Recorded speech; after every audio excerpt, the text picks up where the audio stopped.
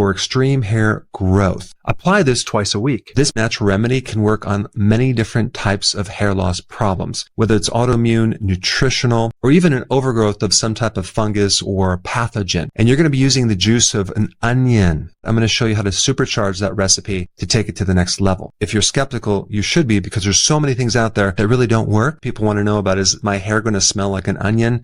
You're going to actually wash your hair twice after you apply this. There's not going to be any smell of onion. What is so special about an onion that can help your hair? It's loaded with sulfur. The sulfur is not necessarily related to hair loss, but it is related to the raw material that can help build the main protein in hair, which is called keratin. This keratin is sulfur-based. Onions have the highest amount of quercetin. Quercetin is going to help your hair. One of the biggest things that quercetin does is it helps suppress this autoimmune attack T cell situation. If your hair loss is alopecia, where you have these patches of hair coming out, it can help you. On top of everything, quercetin helps increase the growth hormones of the hair follicle, which is right at the root of the hair itself. And on top of all of that, quercetin is a powerful antimicrobial, protecting your scalp against overgrowth of yeast, fungus, mold. And if you also have dandruff or some other problems going on the scalp,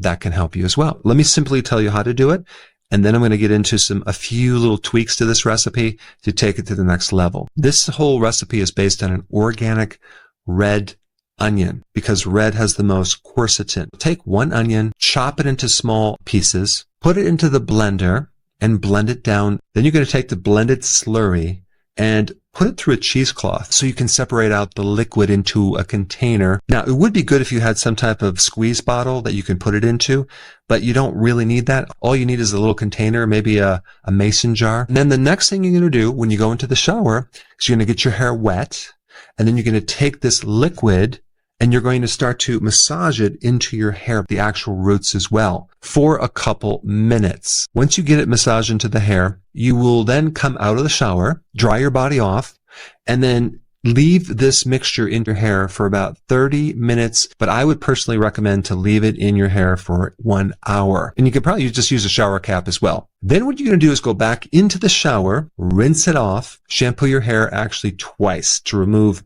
any odor that you might not like. You're going to just do that twice a week, okay, for about 4 to 6 weeks. Now, as far as hair growth, you should start noticing some hair growth after week 3 or 4. Now, let's take your results to the next level. There's 2 things that you can try. The first one is going to be pretty cool, but the second one's going to be even cooler. It's simply just adding something to the onion juice. You're going to be adding 5 drops of rosemary oil. What is so special about rosemary oil? Well, in a randomized trial in 2015, they compared rosemary oil to one of the top medications for alopecia. And they found rosemary by itself was as effective as this medication. Rosemary oil has several phytonutrients that are anti-inflammatory, are antioxidant, that stimulate the scalp in a way that increases blood flow, and it's great for autoimmune issues. The onion juice by itself has been shown to be pretty effective. So in a study in the Journal of Dermatology, they split this group in half, and half of the group did onion juice on their hair, and the other half just did water. And just within 6 weeks, the group that used the onion juice had an 86.9% result. And when I talk about results, I'm talking about significant hair regrowth, compared to the other group, which just used water, only had a 13% result. Now, there was another study on mice, a group that used the quercetin, and they actually did separate out just the quercetin from the onion, showed regeneration of the hair in all of the treated groups.